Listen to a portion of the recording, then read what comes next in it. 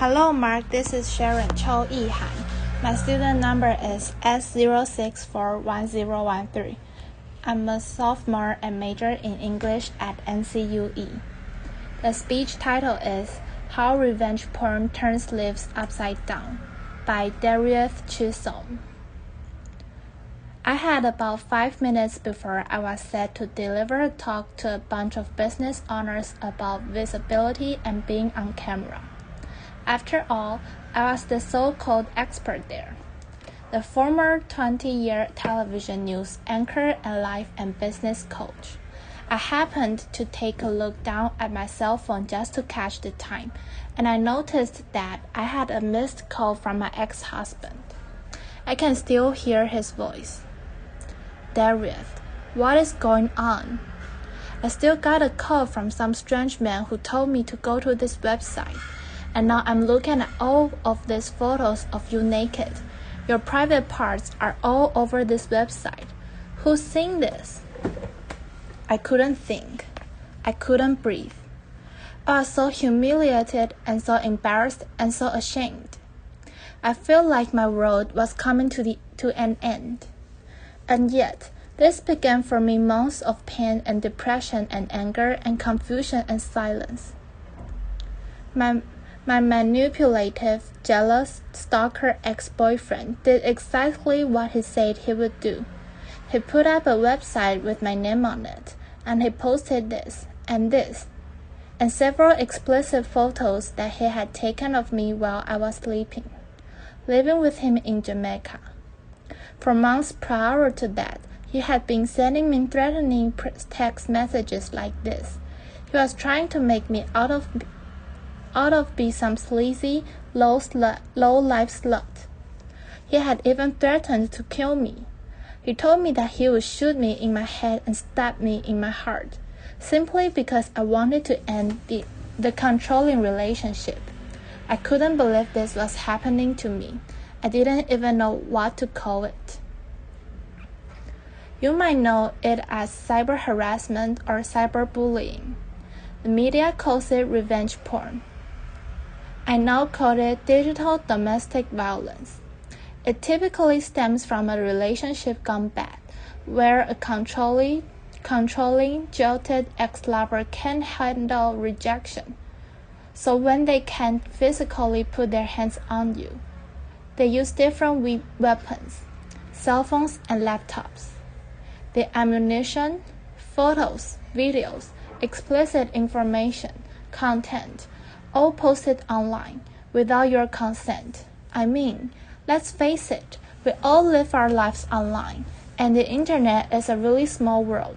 We show off our baby photos, we start and grow our business, we make new relationships, we let the world in. One Facebook like at a time, and you know what I found? An even smaller world. 1 in 25 women say that they have been impacted by revenge porn. For women under the age of 30, that number looks like 1 in 10.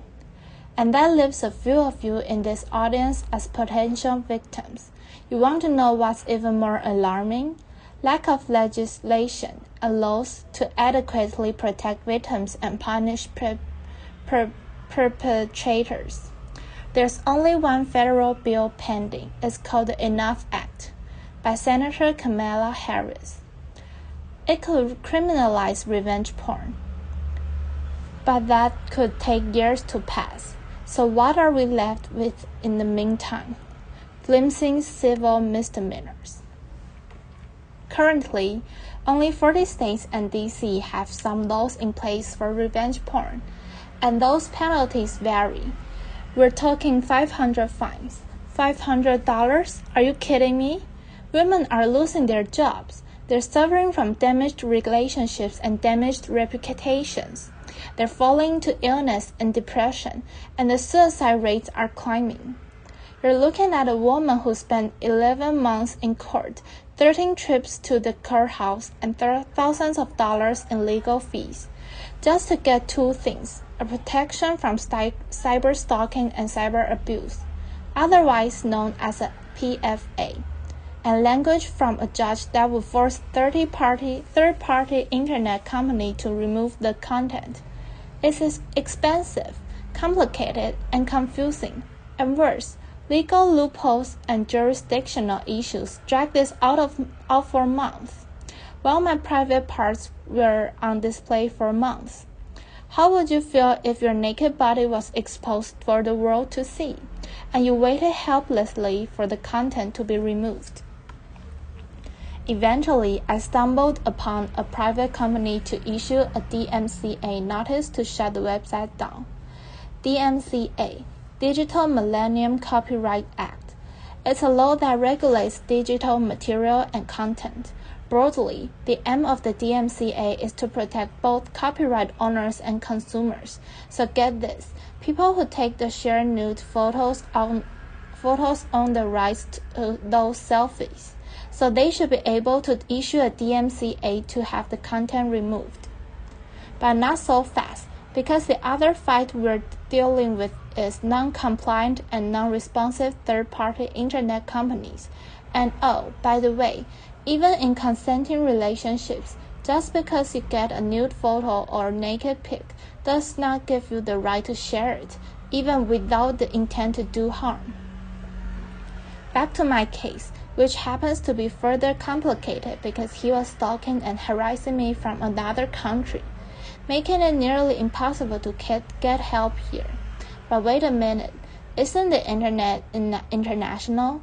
Shouldn't we have some sort of policy in place that broadly protects us, regardless to borders or restrictions? I just couldn't give up.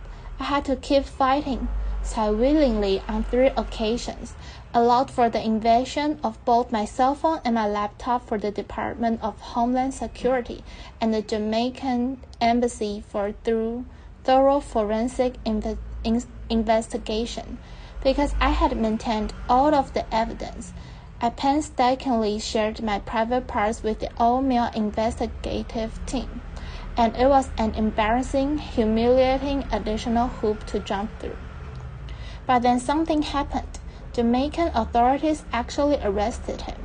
He's now facing charges under their Malicious Communications Act, and if found guilty, could face thousands of dollars in fines and up to 10 years in prison. And I've also learned that my case is making history. It is the first international case under this new crime. Wow, finally some justice. But this got me to thinking, nobody deserves this. Nobody deserves this level of humiliation and having to jump through all of these hoops. Our cyber civil rights are at stake. Here in the United States, we need to have clear, tough enforcement. We need to demand the accountability and responsiveness from online companies. We need to promote social responsibilities for posting, sharing, and texting, and we need to restore dignity to victims. And what about victims who neither have the time, money, or resources to wage war, who are left disempowered, mislabeled, and broken? 2 things. Release the shame and end the silence. Shame is at the core of all of this, and for every silent prisoner of shame, it's the fear of judgment that's holding you hostage. And the price to pay is the stripping away of your self-worth. The day I ended my silence, I freed myself from shame, and I freed myself from the fear of judgment from the one person who I thought would judge me the most, my son, who actually told me, "Mom, you are the strongest person that I know. You can get through this. And besides, Mom, he chose the wrong woman to mess with." Laughter. Applause. It was on that day I decided to use my platform and my story and my voice, and to get started, I asked myself this one simple question: who do I need to become now? That question, in the face of everything that I was challenged with, transformed my life and had me thinking about all kinds of possibilities. I now own my story.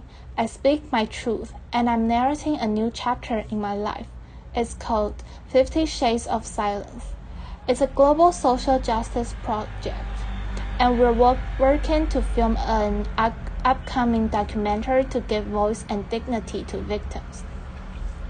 If you are a victim or you know someone who is, know this. In order to be empowered, you have to take care of yourself, and you have to love yourself.